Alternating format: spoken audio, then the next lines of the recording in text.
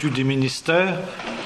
La dernière fois, on avait vu une introduction générale pour ce qu'étaient les ministères, et ce soir, nous allons aborder l'étude du premier des ministères qui nous est cité notamment dans le texte central d'Éphésiens 4, le ministère d'apôtre. La première remarque que nous pouvons faire lorsqu'il est question de l'apôtre, c'est que c'est une notion qui n'est pas si facile que ça à cerner.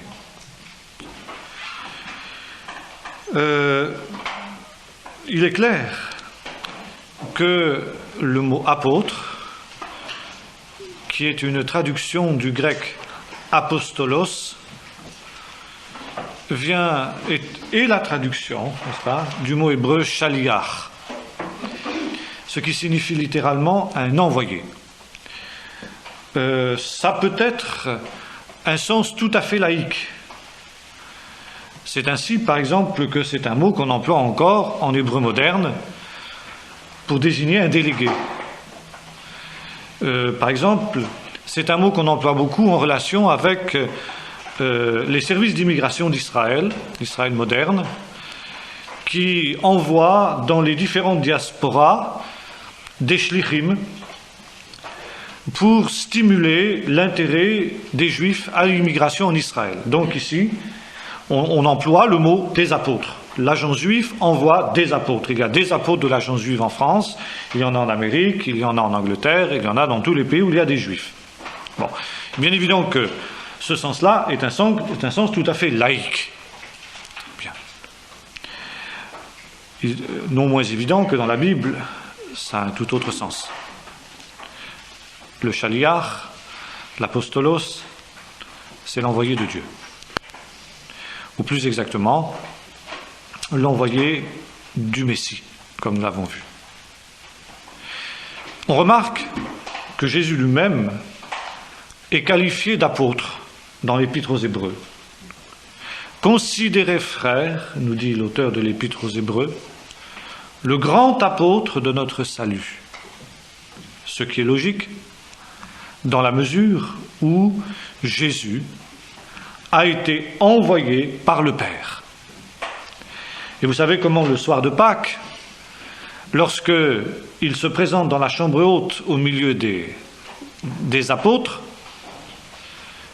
qui ne sont pas seulement des disciples, qui sont aussi des disciples, mais qui sont plus que des disciples, nous allons voir la nuance dans un instant, il leur dit « Comme le Père m'a envoyé », ça veut dire qu'il reconnaît qu'il a été envoyé par le Père, qu'il est donc le grand apôtre envoyé par le Père. Comme le Père m'a envoyé, moi aussi je vous envoie. Et les évangiles synoptiques, notamment, se terminent sur une scène grandiose, si l'on veut, majestueuse, où le Seigneur ressuscité envoie ses apôtres. Allez par tout le monde et prêchez la bonne nouvelle à toute la création. On a souvent tendance, évidemment, à prendre cette parole pour l'Église tout entière, et on a raison de le faire. Mais dans un sens restreint, c'est ici la base de l'apostolat des 12. Ils sont envoyés par le Seigneur pour être ses témoins jusqu'aux extrémités de la terre. Voilà. Référence Jean 20, verset 21, essentiellement, c'est le texte auquel je faisais allusion tout à l'heure. Maintenant, ceci dit, il est certain que cette notion n'est pas facile à cerner. Parce que nous voyons l'institution des apôtres dans les évangiles, quand Jésus, comme tout rabbin, rassemble autour de lui un certain nombre de disciples. Bon. Dans la tradition juive, comme dans l'Évangile, il y a différents types de disciples. Il y a les disciples occasionnels, ça veut dire ceux qui viennent de temps en temps écouter l'enseignement du rabbin, quand ils en ont l'occasion. Il y a les disciples réguliers, ceux qui participent d'une manière suivie à son enseignement. Et puis, il y a les disciples préférés, c'est-à-dire ceux qui abandonnent tout et qui s'attachent au rabbin pour le suivre. Nous trouvons ces trois types de disciples dans l'entourage de Jésus. Il y a à la fois ceux qui viennent occasionnellement écouter son enseignement, il y a ceux qui le suivent régulièrement, et puis nous voyons un certain nombre, un cercle plus intime d'hommes qui abandonnent tout et qui suivent Jésus partout où il va. Ce ne sont pas encore des apôtres, ils sont appelés encore des disciples. Quel était le nombre de ces disciples qui s'étaient attachés à Jésus comme à leur rabbi? La Bible ne nous le dit pas. Mais il y a un épisode qui nous est rapporté dans l'Évangile où nous voyons Jésus envoyer 70 de ces disciples-là. Ce qui montre que ces disciples, ils étaient au moins 70. Et même vraisemblablement, pourrait-on dire, davantage. Puis vient un autre épisode dans l'Évangile où Jésus passe toute une nuit à prier sur la montagne seul. Et le lendemain, nous est-il dit, il appela à lui 12 d'entre ses disciples auxquels il donna le nom d'apôtres. Et la définition de ces apôtres est tout à fait intéressante. C'était pour qu'ils soient toujours avec lui. Ils étaient au nombre de 12, et même si les 12 noms qui nous sont donnés ne coïncident pas toujours exactement, parce que vraisemblablement certains de ces apôtres étaient appelés de noms différents, qui nous ont été gardés par les différents évangélistes, notamment le cas de Barthélemy, peu importe, ils étaient 12. Puis, nous voyons que, après la crucifixion, ce nombre se réduit à 11. Et il est question, à ce moment-là, non plus des 12, mais des 11. Puis, entre l'Ascension et la Pentecôte, nous voyons les apôtres réunis dans la chambre haute dire « il faut qu'il y ait un 12e qui soit associé en quelque sorte à ce collège des 12 pour qu'en quelque sorte l'œuvre de Dieu puisse s'accomplir. » Et alors, nous voyons quelles sont les conditions justement qui sont rapportées par le livre des Actes pour pouvoir faire partie de ce collège des 12. Voilà ce que dit Pierre.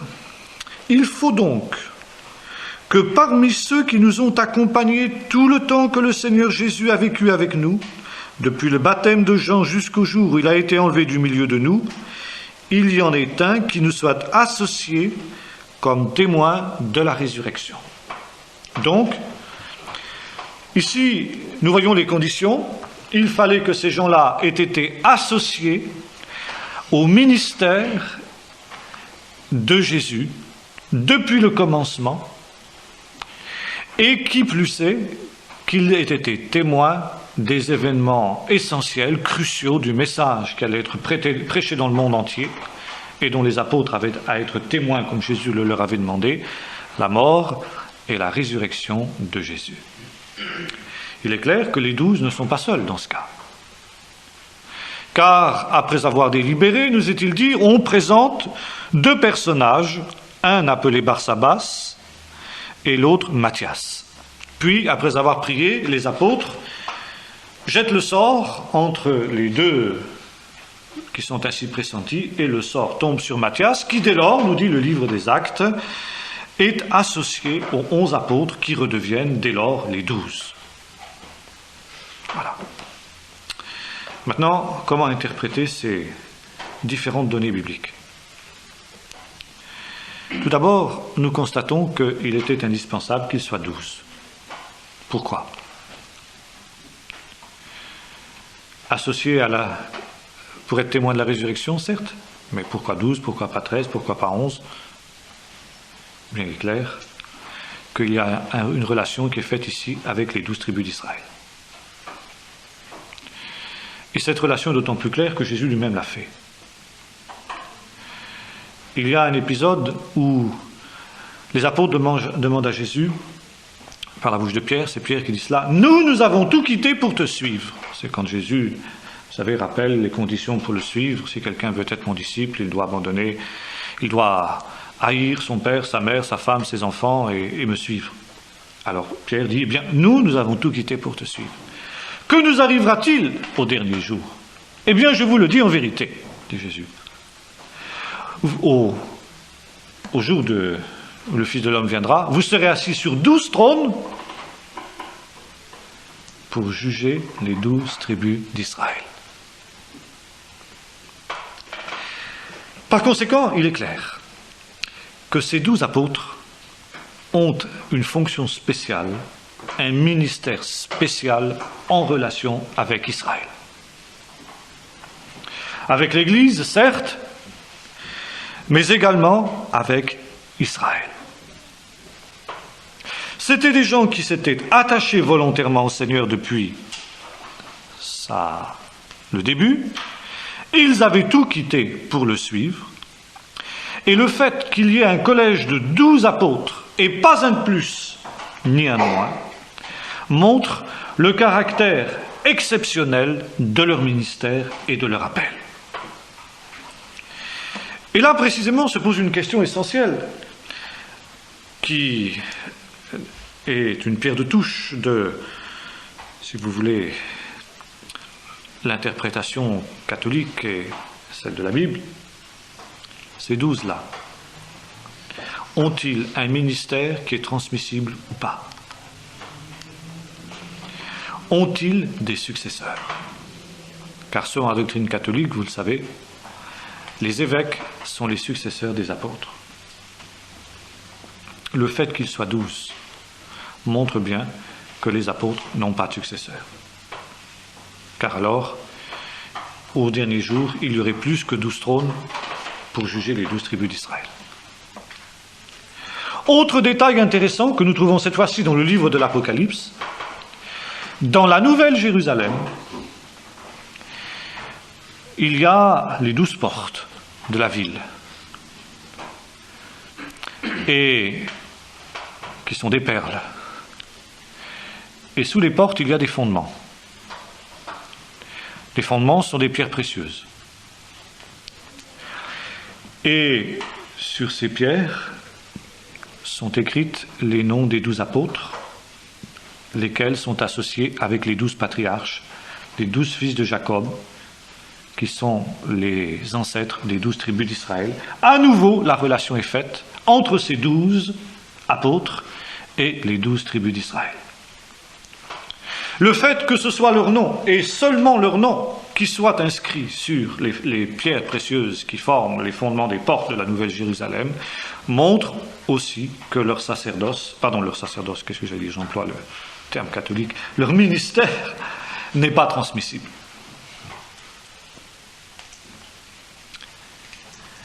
Bien. Toujours dans la vision de la Nouvelle Jérusalem, faisons une autre remarque. La nature des pierres précieuses nous est donnée minutieusement par l'auteur de l'Apocalypse, Jean,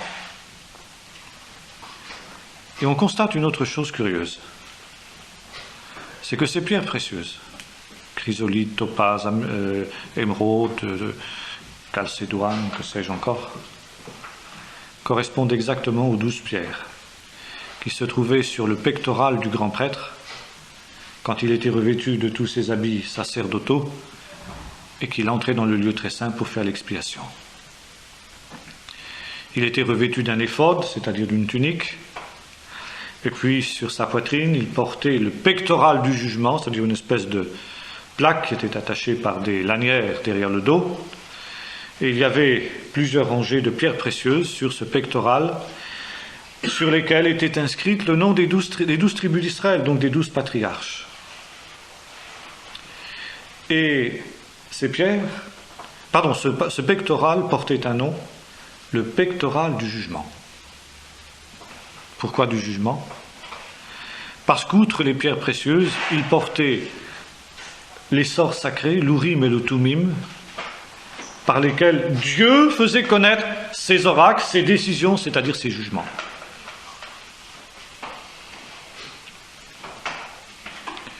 Vous serez assis sur 12 trônes et vous jugerez les 12 tribus d'Israël. Tiens, étrange. Vous jugerez les tribus d'Israël et puis le pectoral du jugement. Donc là aussi, il est clair qu'il y a une tâche particulière, une fonction particulière qui est du ressort exclusif des 12 apôtres et qui n'est partagée avec absolument personne d'autre, pas plus, que ne l'était la fonction des 12 patriarches. Après les 12 patriarches, en Israël, il y a eu des prophètes, il y a eu des rois, il y a eu des grands hommes de Dieu. C'était fini, il n'y avait plus de patriarches. Quelle est cette fonction particulière et unique et intransmissible? Là aussi, les textes nous renseignent. Si nous revenons à la vision de la Nouvelle Jérusalem, nous voyons que les 12 étaient les fondements. Fondements des portes. Cette vision de la Nouvelle Jérusalem s'inspire de différentes visions qu'on trouve dans le livre du prophète Ésaïe, Ésaïe 60 et surtout Ésaïe 54. Ésaïe 54 où il nous est dit « Malheureuse, battue par la tempête que nul ne consomme, voici, je bâtirai tes murailles de pierres précieuses, tes créneaux d'escarboucles et tes fondements de saphir. » Les rabbins ont tenté d'expliquer cette vision du prophète, Ésaïe 54. Ils ont dit les fondements, les pierres précieuses de fondement. Ils ont fait le rapprochement, justement, que nous faisions tout à l'heure, avec le pectoral du jugement. Ce sont les 12 patriarches. Les 12 patriarches sont les fondements du peuple d'Israël, car c'est sur eux qu'est bâti le peuple d'Israël. Peut-être y a-t-il d'ailleurs une allusion aussi à cela dans la parole que Jean-Baptiste adresse aux pharisiens. Race de vipères, qui vous a appris à fuir la colère à venir? Ne dites pas en vous-même, nous avons Abraham pour père, car je vous dis que de ces pierres même, Dieu peut susciter des enfants à Abraham. Il y a une typologie de la pierre que nous trouvons dans le judaïsme de ce temps-là, que l'on retrouve dans le Nouveau Testament. La pierre, c'est le fondement de l'œuvre de Dieu. Et plus d'une fois, le Nouveau Testament cite le psaume 118, la pierre qui a été rejetée par ceux qui bâtissaient est devenue la pierre principale, la pierre de fondement, Rosh Pina. Cette pierre, évidemment, c'est le Messie. Mais, à côté du Messie, de Jésus lui-même, il y a d'autres pierres, des pierres précieuses. Et nous trouvons cette vision aussi chez Pierre qui dit que les croyants forment une maison spirituelle comme des pierres vivantes, des pierres précieuses. Et précisément, c'est Pierre qui dit cela. Or, on sait que le nom de Pierre n'était pas son nom au départ. C'est Jésus qui lui donne ce nom. Et il lui donne ce nom dans un entretien célèbre, qui est d'ailleurs le cheval de bataille du catholicisme. Moi, je te dis que tu es Pierre, et que sur cette pierre, je bâtirai mon église. Je ne vais pas entrer dans la compréhension de ce texte, sur lequel nous sommes déjà arrêtés, mais je le cite ce soir simplement pour montrer ici qu'il est question de pierre de fondement. Pierre de fondement du peuple d'Israël et pierre de fondement de l'Église. Et maintenant, nous voyons ici que la fonction des 12 ne concerne pas seulement Israël, mais concerne aussi l'Église. Je bâtirai mon Église. Moi. Il n'est pas dit tu bâtiras mon Église, ou vous bâtirez mon Église, je bâtirai mon Église. Ça, c'est très important par rapport à la polémique avec le catholicisme. Mais il y a le fondement des apôtres. Et puis maintenant, nous arrivons au texte d'Éphésiens, Éphésiens 2, où l'apôtre dit « Vous avez été », on va relire ce texte parce qu'il est très intéressant si vous le voulez.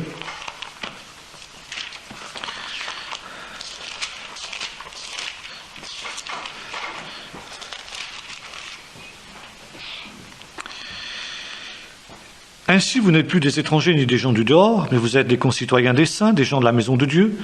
Vous avez été édifiés sur le fondement des apôtres et des prophètes, Jésus-Christ lui-même étant la pierre angulaire. Voilà. Nous retrouvons à nouveau cette idée de l'apôtre en tant que fondement. Là, aux apôtres sont associés les prophètes, bien sûr. Il ne faudrait pas voir ici les prophètes de l'Ancien Testament, comme le font la plupart des exégètes, mais bien, nous sommes ici dans l'ordre des choses de la Nouvelle Alliance. Les prophètes sont associés aux apôtres en tant que fondement. Mais l'apôtre vient d'abord. Et là, nous arrivons à cette conclusion du caractère fondamental du ministère d'apôtre pour l'Église. Ces 12 apôtres, nous l'avons vu, on connaît leurs noms. Ils ont tous été appelés avant la Pentecôte, ce qui exclut, entre parenthèses, du collège des 12, l'apôtre Paul. Et là, justement, nous allons voir pourquoi. Alors, je fais une parenthèse, certains prétendent ici que les apôtres ont eu tort de tirer au sort comme ils ont fait, et que la volonté du Seigneur, c'était de désigner l'apôtre Paul en remplacement de Judas. Je ne crois pas. Je crois que les textes excluent absolument cette explication-là, car il nous est dit, il fallait qu'il y ait quelqu'un qui était avec nous dès le commencement. Or, Paul n'était pas avec les 12 dès le commencement. Donc, Paul appartient à une autre réalité dont nous allons parler dans un instant. Donc, ils ont été liés à l'œuvre de Jésus, et le jour de la Pentecôte, ils ont été les témoins de la résurrection. Ça veut dire quoi?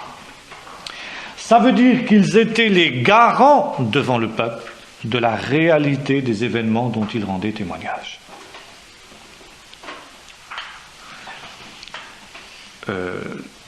Paul pouvait prétendre aussi à cela, jusqu'à un certain point. Il dira, je suis le moindre des apôtres, parce qu'il m'est apparu aussi à moi aussi, à la fin, comme à l'avorton. Ça veut dire que Jésus étant ressuscité, comme le dira l'apôtre Pierre, quelques jours après la Pentecôte, dans un de ses discours, il n'est pas apparu vivant à tout le peuple, mais à des témoins choisis d'avance. Alors parmi ces témoins, il n'y avait pas que les 12. Paul nous dit qu'il est apparu à plus de 500 frères à la fois, dont certains étaient encore vivants de son temps.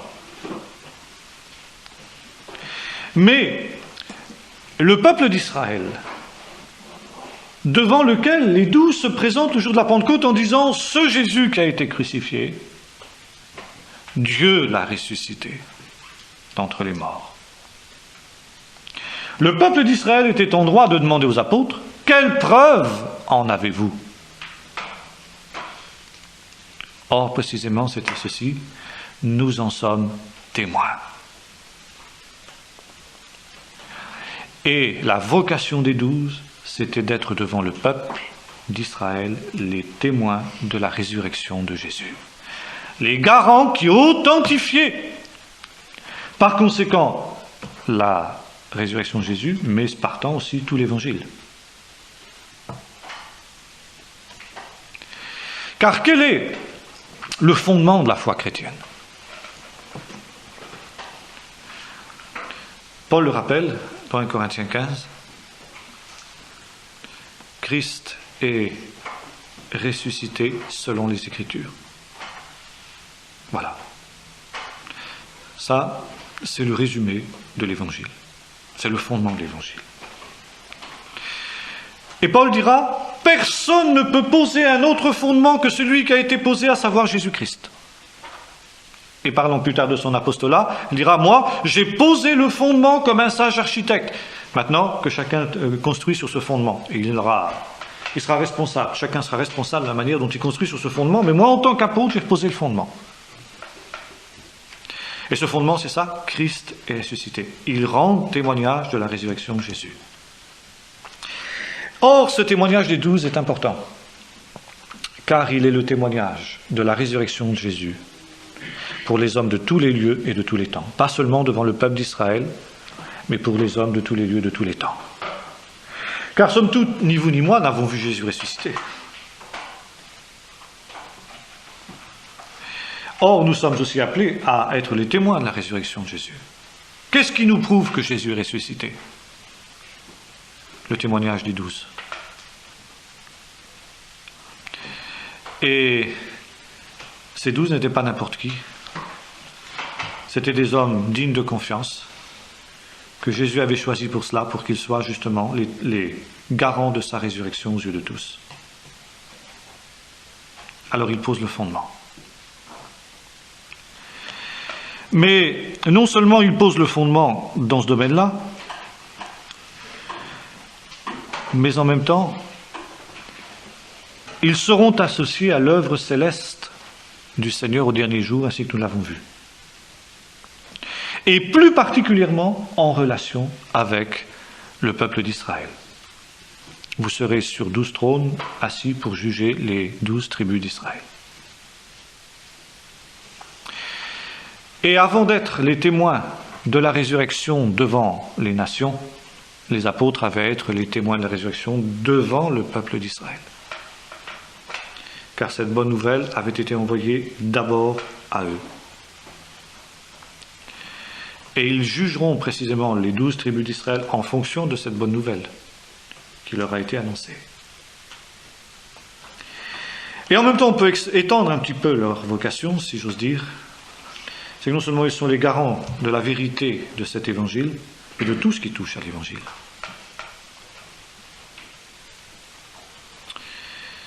Et alors commence ce qu'on appelle l'âge apostolique, qui est un âge absolument unique dans l'histoire de l'Église. D'ailleurs, l'Église du IIe siècle l'a bien compris, car après la disparition des 12, eh bien, l'Église du IIe siècle recueille un certain nombre d'écrits. Et ces écrits, elle leur reconnaît une autorité souveraine. L'Église du IIe siècle pose un canon de l'Écriture, ce qui devient le Nouveau Testament. Ça veut dire que l'Église du IIe siècle fait un acte d'humilité. Elle dit l'enseignement des apôtres, car c'est bien de cela qu'il s'agit. Nous voyons les premiers chrétiens de l'église de Jérusalem, nous dit, ils persévéraient dans l'enseignement des apôtres. Or, l'église du IIe siècle dit l'enseignement des apôtres. Il est authentifié par le Saint-Esprit, parce qu'ils ont été les témoins de la résurrection de Jésus, parce qu'ils étaient appelés par Jésus à être les fondements de l'Église de tous les lieux et de tous les temps. Et par conséquent, cet enseignement des apôtres, il va être normatif pour l'Église de tous les temps et de tous les lieux. Ce qui ne veut pas dire que dans les siècles qui vont suivre, il n'y aura pas des hommes inspirés par le Saint-Esprit qui vont se lever. Mais l'enseignement que donneront ces gens-là ne pourra en aucune manière avoir la même valeur que l'enseignement des apôtres. L'enseignement des apôtres, parce qu'ils sont les fondements, est intemporel. L'enseignement des hommes qui vont se lever ensuite est temporel. Il ne peut pas être normatif en aucune manière, et il doit être confronté à l'enseignement des apôtres pour savoir s'il est recevable ou non. Et nous avons ici un canon, ça veut dire une norme, une règle à mesurer. À partir de cet enseignement des apôtres normatif, on va mesurer tous les autres enseignements. Alors voyez-vous, ça exclut totalement cet acte de l'Église du IIe siècle. Ça exclut totalement l'idée catholique d'une tradition, d'une deuxième source de la révélation qui serait la tradition. Non pas qu'il n'y ait pas une tradition en l'histoire d'Église. C'est un fait historique qu'il y a une tradition. Il y a une tradition interprétative. Mais cette tradition qui n'est pas éventuellement dépourvue d'intérêt, bien entendu, lire certaines prédications de tel ou tel père de l'Église, de Clément de Rome, ou bien d'hommes comme ça, peut être édifiant, peut être intéressant, tout comme peut être intéressant le fait de lire les discours de Finet. Mais ça n'est pas normatif, comme l'est par exemple l'évangile de Luc ou l'épître aux Romains. Vous voyez la différence. Les apôtres ont cette charge d'être le fondement, ça veut dire de donner le canon. Ils sont les fondements. L'enseignement qui va être normatif. Et l'âge apostolique va être l'âge qui va être la norme pour l'Église de tous les lieux, de tous les temps. Et c'est alors que nous constatons que ça ne veut pas dire obligatoirement que les apôtres doivent être les auteurs obligés de tous les écrits du Nouveau Testament. Mais c'est eux qui en garantissent l'authenticité. Car nous savons bien qu'à l'âge apostolique, il a circulé d'autres écrits que ceux qui sont dans le Nouveau Testament. Nous avons une pléthore d'évangiles apocryphes, d'actes apocryphes, d'épîtres apocryphes.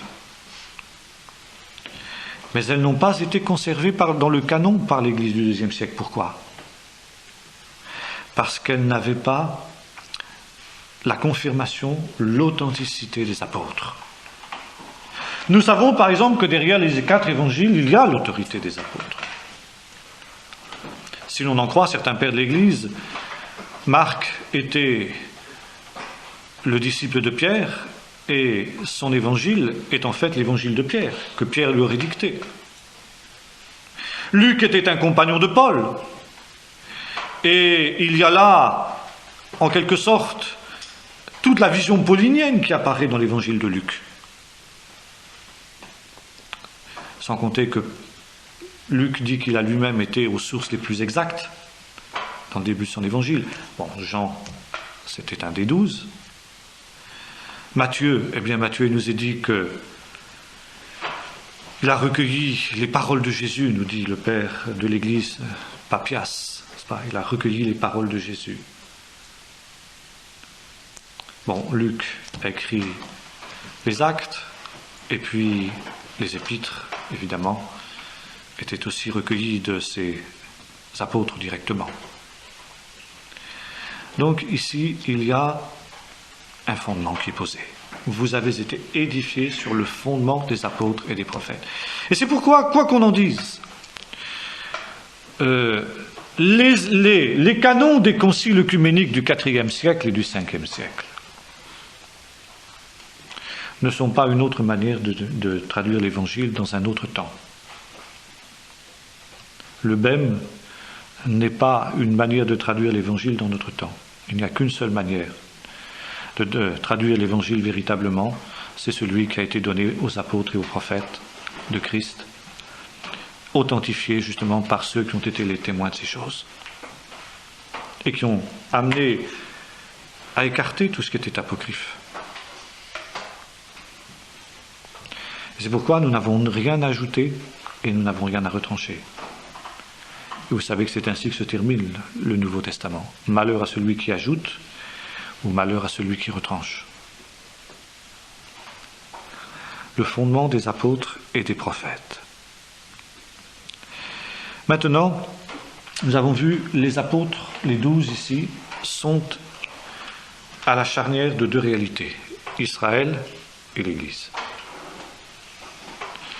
Et nous sommes ici à la charnière aussi d'un d'un mouvement de la geste de Dieu dans l'histoire, celui où le salut n'est plus simplement confiné au peuple d'Israël, mais s'ouvre aux nations, au travers de l'Église.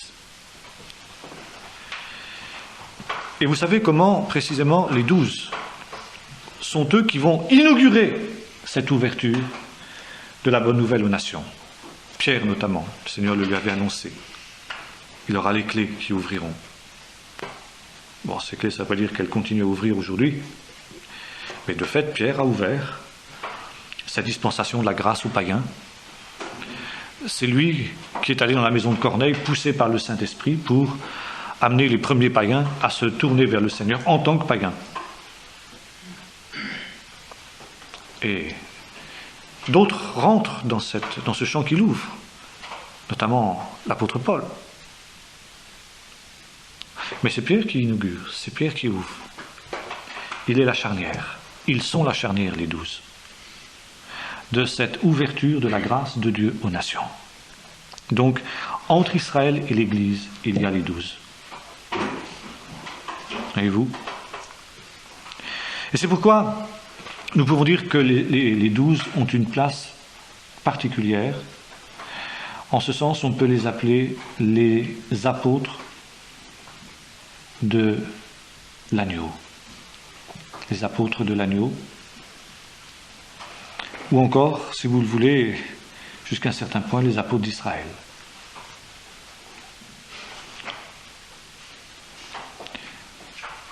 Ils introduisent dans cette dispensation, ce sont les apôtres du royaume, mais pas encore vraiment les apôtres de l'Église.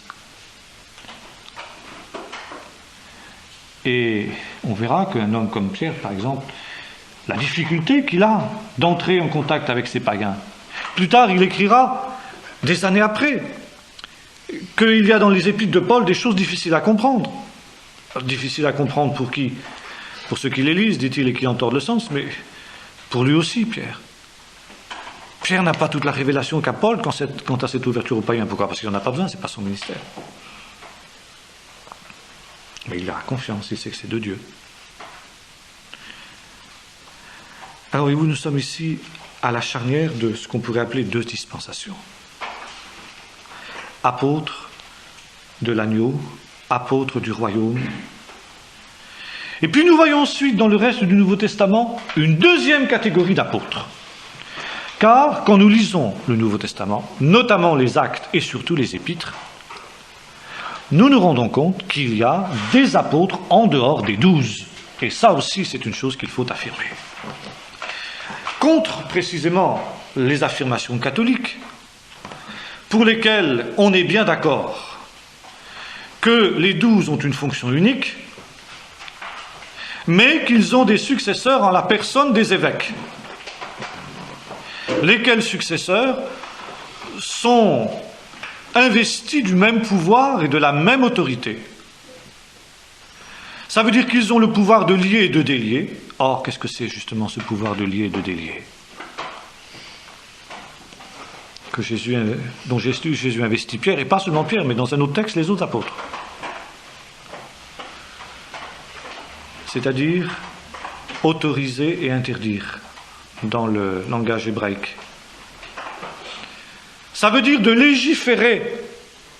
Et c'est ça leur rôle de fondement. Et nous voyons par exemple les apôtres qui accomplissent cette œuvre lors de la rencontre de Jérusalem, telle qu'elle est décrite dans Acte 15. Faut-il ou non circoncire les païens ? Ils décident de ne pas imposer aux païens la circoncision, ni les ordonnances juives. Ils délient les païens. Ils délient parce qu'ils en ont reçu le pouvoir du Seigneur. Ils décident de reconnaître l'apostolat de Paul vis-à-vis des païens en lui donnant la main d'association. Plus tard, ils décideront que les 4 évangiles reflètent justement et fidèlement les événements dont ils ont été les témoins qu'ils ont vécus et auxquels ils rendent témoignage que ce témoignage est fidèle et qu'il va pouvoir servir de fondement pour l'Église de tous les lieux et de tous les temps. Il lit. On n'ajoute pas et on ne retranche pas. Et Jean, dans l'Apocalypse, il lit à ce niveau-là. Mais eux ont reçu ce pouvoir, eux seuls. Ce que tu liras dans le ciel, sur la terre sera lié dans le ciel, et vice-versa. Et personne d'autre ne peut faire cette œuvre-là. Et on voit la prétention extraordinaire des évêques catholiques, se prétendant les successeurs de ces 12-là, et ayant aussi le pouvoir de légiférer, d'ajouter des nouveaux articles de foi, l'Assomption de la Vierge, l'Immaculée Conception, le dogme de l'Eucharistie, que sais-je. Ils continuent à lier, ils continuent à ajouter des choses, contrairement à ce qui est annoncé dans le livre de l'Apocalypse, alors qu'ils n'ont pas reçu ce pouvoir. Les 12 seuls ont ce pouvoir.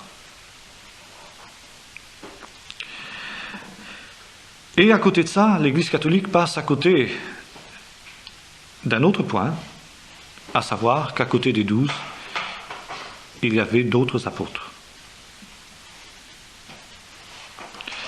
Par exemple, sans parler de Paul, auquel nous faisions allusion tout à l'heure, les épîtres nous parlent d'hommes comme Apollos,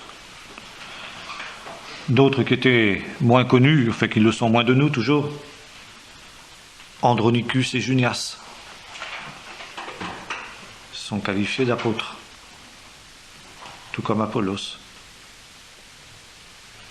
Alors dira-t-on, mais le collège des apôtres ne se limitait-il donc pas aux 12 ? Si. Pour ce qui est des apôtres de l'agneau, des apôtres du royaume. Mais à côté de cela, il y a les apôtres de l'Église. Et Éphésiens 4 le montre bien. Car Dieu a établi dans l'Église, premièrement, des apôtres. C'est le ministère premier, le ministère central. Premièrement, des apôtres. Or, précisément, ces apôtres de l'Église, qu'il ne faut pas confondre avec les apôtres du royaume, eh bien, sont en aussi grand nombre que le Seigneur les appelle. Et il y en avait certainement un bon nombre dans l'Église primitive. Quelques-uns, le nom de quelques-uns nous sont connus, nous en avons cité il y a un instant. Mais il est clair que parmi ces apôtres de l'Église, Paul est sans contredit le plus grand. Il est intéressant et caractéristique que Paul a reconnu ce caractère dans son propre ministère. Il n'a jamais cru devoir rien faire sans l'aval des apôtres de l'agneau. Et dans l'Épître aux Galates, nous le voyons, après avoir commencé son ministère d'apôtre, il monte à Jérusalem pour expliquer. Et il prend les principaux des apôtres. Et il dit ceux qui sont considérés comme des colonnes dans l'Église. Ça veut dire ceux qui sont les fondements. On retrouve ici cette notion de l'apôtre fondement. Ça veut dire vous les 12, qui êtes les garants de la vérité évangélique. Est-ce que vous reconnaissez que cette révélation que j'ai reçue du Seigneur, d'aller vers les païens, est vraie, est authentique et que je peux y aller ? Alors il lui donne la main d'association, ça veut dire ils disent « D'accord, vas-y ». De par l'autorité qui est la nôtre de lier ou de délier, nous te disons « Vas-y ». Nous avons reconnu que ce que tu as reçu vient de Dieu. Voyez-vous ? Et ça, c'est absolument fondamental. Donc, après l'ascension, Jésus ajoute d'autres apôtres à l'Église, en aussi grand nombre que c'est nécessaire. Ce sont les apôtres du corps, les apôtres de l'Église. Car maintenant, une œuvre nouvelle commence, l'édification du corps, comme dit l'apôtre, comme dit Paul dans Éphésiens 4. Et là, nous voyons que ces apôtres de l'Église, ils sont moins directement liés à Israël. Ils ne vont pas vers les brebis perdues de la maison d'Israël avec, je dirais, le même caractère exclusif que les 12. Car il semble bien que les 12 aient limité l'essentiel, ou en tout cas l'essentiel de leur ministère ait été consacré à Israël, à l'évangélisation d'Israël. En tout cas, c'était très, très, très clair pour Pierre Même si, bien sûr, ça ne s'est pas absolument borné à cela d'une manière mathématique. Bien, là, je crois qu'il y a une autre réalité tout à fait intéressante qu'il faut prendre en compte. C'est une révélation spéciale qui est donnée à ces apôtres de l'Église. Paul l'expose longuement dans l'Épître aux Éphésiens. Il dit voilà, il y a une révélation qui était cachée en Dieu de tout temps, ce qu'il appelle un mystère. Un mystère, ce n'est pas du tout ce que les catholiques en font, ça veut dire un sacrement, ça veut dire un acte mystérieusement magique qui se produit quand le prêtre consacre les espèces, ou quelque chose de semblable, ou la nouvelle naissance magique du nouveau-né sur lequel on met quelques gouttes d'eau. Le mystère, c'est une révélation, ou une vérité, plus exactement, qui n'avait pas encore été révélée, mais qui le devient à un certain moment. Je vous révèle un mystère, nous ne mourrons pas tous, et c'est le mystère de l'enlèvement que l'apôtre expose. Dans les Thessaloniciens, il parle du mystère du mal, le mystère de l'iniquité. Puis il parle dans Romains du mystère d'Israël. Voici, je vous révèle un mystère, frères, pour que vous ne vous jugiez pas sages à vos propres yeux. C'est qu'une partie seulement d'Israël est tombée dans l'endurcissement jusqu'à ce que la totalité des païens soit entrée. Le mystère d'Israël, Paul le révèle. Et puis il y a maintenant un autre mystère, le mystère de l'Église. Le mystère de l'Église, il était caché en Dieu de tout temps. Il n'avait pas été révélé aux hommes du passé, dit l'apôtre, aux prophètes de l'Ancienne Alliance, comme il l'a été maintenant aux saints apôtres et prophètes de Christ. Et il m'a été donné à moi, qui suis le moindre de tous les saints, le dernier des apôtres, l'avorton, comme il le dit, d'avoir la révélation de ce mystère. Quel est-il ? C'est que les païens sont aussi appelés à la même grâce que le peuple d'Israël. C'est que les païens sont associés à cette grâce. Et il termine tout ce long développement qu'il expose dans le 2e chapitre de l'Épître aux Éphésiens par le texte que nous avons lu. Ainsi, vous n'êtes plus des étrangers ni des gens du dehors. Vous êtes concitoyens des saints, vous êtes gens de la maison de Dieu. Ça veut dire que vous êtes sur le même plan, sur le pied d'égalité avec Israël. Du moins ceux d'Israël qui ont cru, pour former un seul corps. Et l'Église, c'est cette réalité. Les deux qui étaient séparés, qui étaient ennemis, comme on le voit dans l'épisode de Pierre et de Corneille, il les a réconciliés. Des deux, il n'en a fait qu'un. Il les a réconciliés par sa mort sur la croix. Alors maintenant, dans cette réalité nouvelle qu'est l'Église, il n'y a plus ni juif ni grec, ni homme ni femme, ni esclave ni libre. Devant les réalités du salut, devant les réalités de la grâce de Dieu, il y a le même accès au même Père par un même esprit. Ça, c'est Paul qui en a la révélation. Les 12, par l'intermédiaire de Paul, de Pierre plutôt, ils ouvrent la porte à cette réalité. Et c'est l'histoire de Corneille. Mais la pleine révélation du mystère de l'Église, c'est-à-dire de cette unité des Juifs et des païens dans un même corps, c'est Paul qui en a la révélation. C'est ça l'Église. Et c'est pourquoi l'Église, eh bien, elle est aussi composée d'Israël, du moins de ceux d'Israël qui ont cru. Et si il n'y a pas d'Israël dans l'Église, elle n'est pas l'Église. Et c'est pourquoi dans l'Église de tous les temps, il y a toujours eu des Israélites qui ont cru, même si parfois ils étaient comme dans le pâté d'alouette, l'alouette, et puis les païens étaient le cheval. Mais ils étaient là.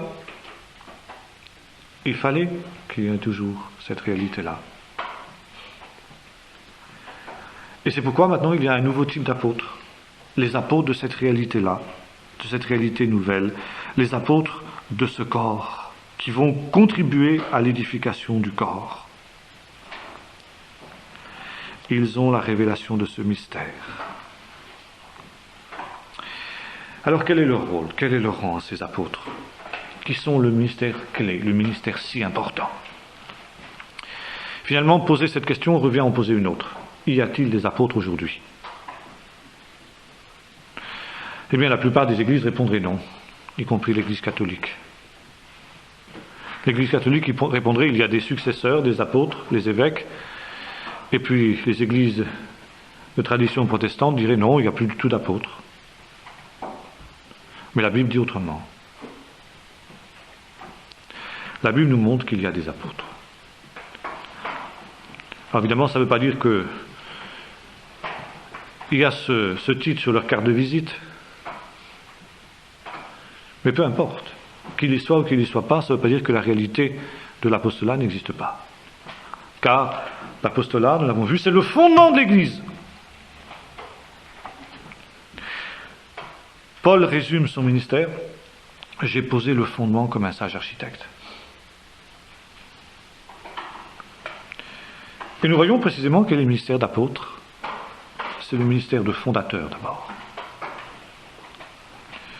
Les églises étaient fondées par les apôtres. Et ça, c'est le ministère de l'apôtre Paul, partout où il allait. Vous allez me dire, mais il y a l'évangéliste aussi. Oui, c'est vrai.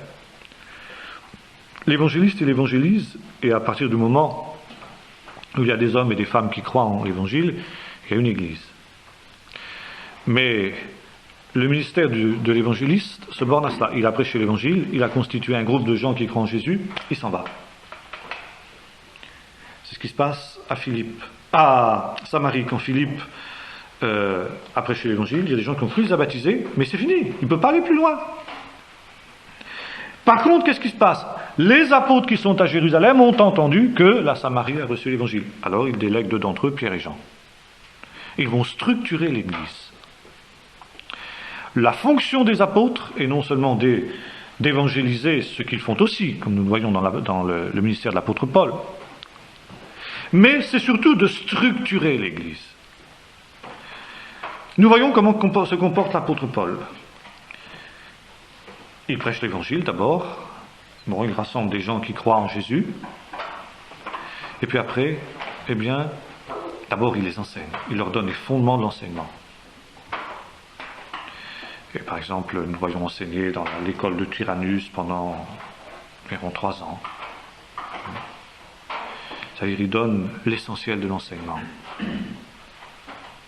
Ça veut dire, si vous voulez, le Nouveau Testament, quoi. Puis après, il établit des anciens. Les anciens sont établis par les apôtres. Alors, voyez-vous combien on est loin dans les églises protestantes de cette vision biblique où ce qu'on appelle les anciens, ceux qui ont tient lieu, sont élus par l'Assemblée générale de l'Église qui se tient tous les ans dans le premier trimestre qui suit la fin de l'exercice, selon la loi de 1905 de la République française. Alors, il y a des partis là-dedans, on va chercher la mémé du coin là, qui a plus mis les pieds à l'Église depuis 30 ans, pour que ce jour-là, elle vote pour le candidat qui a envie qui fait carrière, qui fait campagne. Non, c'est pas ça l'Évangile. Paul écrit à Tite, et dit: Tite, je t'ai laissé en Crète. Autrement dit, je t'ai laissé là avec une délégation apostolique. Je ne peux pas être moi sur place, je ne peux pas faire ce travail. Mais tu es mon assistant, je t'ai laissé en Crète pour que tu établisses des anciens. Si dans telle église, si dans les églises, il se trouve tel homme qui est comme ci, comme ça et comme ça, alors voilà, tu l'établiras. Et il écrit la lettre pour que ce soit bien clair qu'il a l'autorité pour établir les anciens. Il a l'autorité de l'apôtre, même s'il n'est pas apôtre, Tite. Je t'ai laissé en Crète pour que tu fasses ce travail que moi, en tant qu'apôtre, je ne peux pas faire. Mais j'ai confiance en toi, je sais que tu auras le discernement nécessaire, tu feras ça aussi bien que moi. Donc ce que tu décideras, je l'avalise. Et tous doivent savoir en Crète que ce que tu décideras dans ce domaine-là, je l'avalise.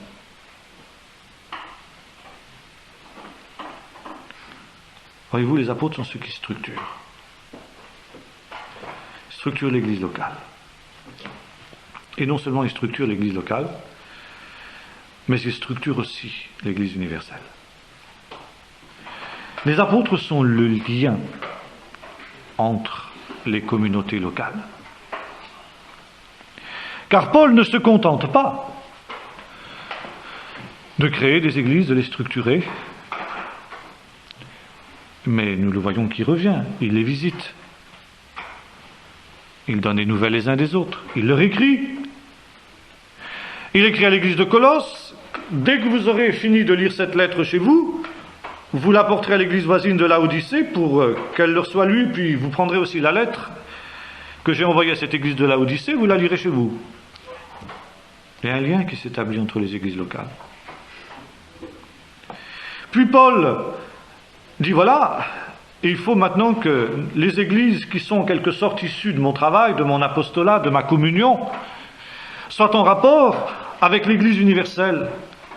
Alors voilà, je décide d'organiser une grande collecte pour l'Église mère de Jérusalem, et puis je vais l'apporter comme un témoignage de l'unité, de l'affection fraternelle et de l'unité des églises que j'ai fondées, les églises qui sont issues de la gentilité. C'est un lien, c'est une union. Il y a les fondements qui se rassemblent pour traiter aussi des cas graves, des décisions qu'engage l'Église tout entière. Qu'est-ce qu'on va faire de ces païens qui se convertissent là? Faut-il les concire ou pas? Nous avons décidé, on envoie des lettres à toutes les églises, par les apôtres. Les apôtres répercutent dans les églises dont ils ont la charge les décisions qui ont été prises à ce niveau-là. Oui, ils sont le lien d'unité. Et on cherche aujourd'hui l'œcuménisme, l'unité. Mais l'unité, elle est là, elle se fait par les apôtres. C'est les apôtres qui sont les liens de l'unité de l'Église universelle.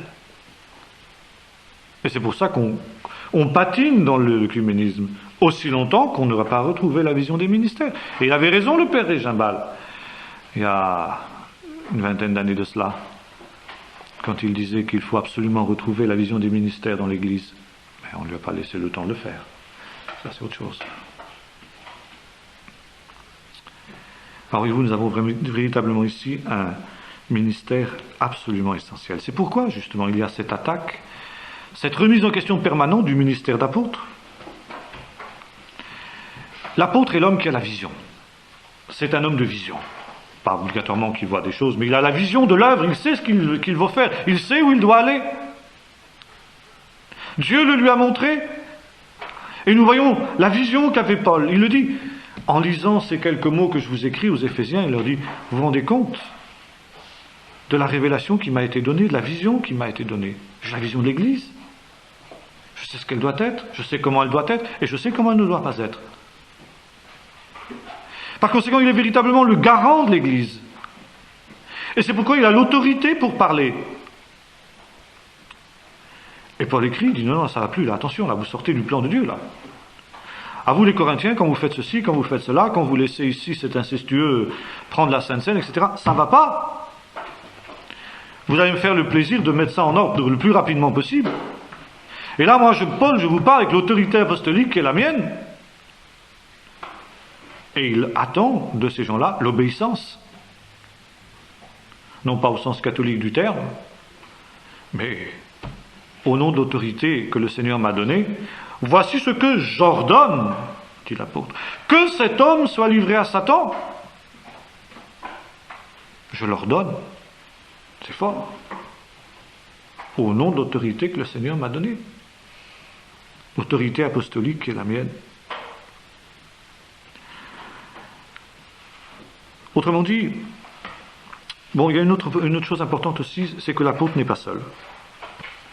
Il a une équipe avec lui. Et nous voyons l'équipe importante qui est autour de l'apôtre Paul. Je parlais de Tite tout à l'heure. Bon, nous connaissons Timothée, nous connaissons Aquilas et Priscille, nous connaissons Luc, nous connaissons Andronicus et Junias, auxquels on faisait allusion, qui étaient par ailleurs des apôtres. Bon, Paul était très très très attentif à ne pas être seul. Il montait à Jérusalem chaque fois qu'il en avait l'occasion pour saluer les apôtres. Ce n'est pas simplement leur présenter ses civilités, mais discuter avec eux, faire le point. Est-ce que nous sommes toujours dans la même vision? Est-ce qu'il n'y a pas des choses à corriger? Parce que si l'apôtre est un homme qui a l'autorité, qui a la vision, il n'est pas infaillible. Et il a besoin de la correction des autres. Et Nous voyons Paul reprendre Pierre. L'inverse aurait aussi pu avoir lieu, remarquez bien. Pourquoi pas? Mais ce qui montre bien qu'il n'y a pas cette infaillibilité. Et la vérité, elle est justement dans la communion de ces apôtres entre eux. Bien, nous avons vu également qu'on ne s'improvise pas apôtre. On ne choisit pas de devenir. Celui qui m'a mis à part dès le sein de ma mère pour que je sois apôtre, eh bien celui-là s'est révélé à moi. Alors à ce moment-là, bien dit Paul, j'ai consulté ni la chair et le sang, mais je suis allé. Et enfin, la dernière tâche de l'apôtre, c'est qu'au retour de Jésus, nous dit l'apôtre Paul, il présentera cette Église au Seigneur. Il la présentera comme une épouse sans tache ni ride ni rien de semblable. Et c'est ça qui sera, ce jour-là, dit l'apôtre Paul, sa joie et sa couronne. Donc si vous voulez en résumer, on pourrait dire que l'apôtre résume tous les autres ministères. Il est à la fois évangéliste, il est à la fois prophète, par la révélation de la vision qu'il a, il est à la fois docteur, il est à la fois pasteur, il a tous les ministères. Bien sûr, chez tel ou tel apôtre, il y aura tel et tel aspect qui dominera plus. Pour les uns, ce sera plus l'aspect évangélisation, pour d'autres, ce sera plus l'aspect prophétie, enfin peu importe. Mais on retrouve ça. Ce qui ne veut pas dire... Il résume tous les autres ministères, si vous voulez. Les 5 ministères sont résumés dans le ministère d'apôtre. Alors évidemment, on pourrait dire, mais comment devient-on apôtre? Comment discerne-t-on des apôtres? Eh bien, tout simplement au travail qu'ils effectuent. Si quelqu'un fonde des églises, si quelqu'un les structure, si quelqu'un les édifie, si quelqu'un les fortifie dans la foi, eh bien, il a les marques de l'apôtre. Alors, que ce soit inscrit sur sa carte de visite ou que ce ne soit pas inscrit, ça ne change rien à l'affaire. Et on comprend bien comment un homme, par exemple, comme Hudson Taylor, ben, c'était un apôtre. On appelle ça missionnaire, mais ça veut dire la même chose. Missionnaire, ça veut dire envoyer en mission. Une mission, c'est une œuvre envoyée. L'apôtre, ça veut dire envoyer. C'est la même chose. La plupart des missionnaires, les défricheurs, les pionniers sont des apôtres. Il n'y a rien qui se fait autrement. Adoniram Judson était un apôtre. Clément le Cossec, au milieu des Gitans, était un apôtre. C'est évident. Alors quand nous répondons à cette question, y a-t-il des apôtres aujourd'hui, nous pouvons dire oui. Ça ne veut pas dire qu'il faut leur reconnaître le titre, qu'il faut leur donner le titre. C'est indifférent. Qu'on les appelle comme on voudra. Mais ce qui est important, c'est d'en avoir la réalité, la substance. Et si vous prenez par exemple un homme comme Cossec, c'est exactement ce qu'il fait. Vous savez quel est son titre? Coordonnateur mondial. C'est exactement l'action que faisait l'apôtre Paul, coordonnateur. Il y a un problème à tel endroit, il y a un problème en Argentine. Paf, il prend l'avion en Argentine, il faut aller régler ce problème là-bas. On l'appelle, tu sais Cossec, ça va pas, il faut que tu viennes, on n'arrive pas nous. Il va, il a l'autorité, il tranche. Et quand Cossec a dit, c'est fini. On obéit, ça y est. L'autorité apostolique. Chez les Gitans, c'est clair. Alors voilà, il y a des apôtres aujourd'hui. On les reconnaît tout simplement à leur tâche, leur fonction, la fonction qu'ils exercent. Et c'est pourquoi il est important de prier pour qu'il y ait des apôtres, que Dieu suscite des apôtres, car, encore une fois, c'est le fondement de l'Église. Après ça, ils ont besoin du ministère des autres. Moi, j'ai posé le fondement, maintenant c'est fini. Dis pas moi maintenant, il y a d'autres, que d'autres bâtissent. Et nous allons voir justement les autres ministères qui doivent bâtir sur ce fondement qui a été posé par les apôtres, et puis aussi par les prophètes qui lui sont étroitement associés, comme le montre le texte d'Éphésiens 2 que nous avons lu. Voilà. Est-ce que vous avez des questions à poser là-dessus?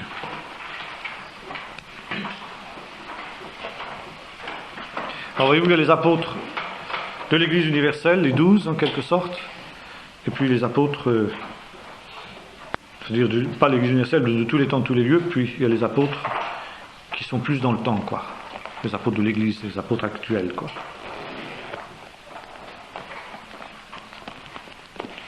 Paul était un petit peu, si vous voulez, aussi, il était associé parce qu'il était très proche des apôtres du royaume. Il avait cette même autorité, mais qui lui était par délégation, qui lui était conférée par délégation des autres. Même s'il avait reçu directement son appel de Dieu et sa révélation de Dieu. Mais il l'avait confronté avec les autres. Bien. Bon, on va rester là.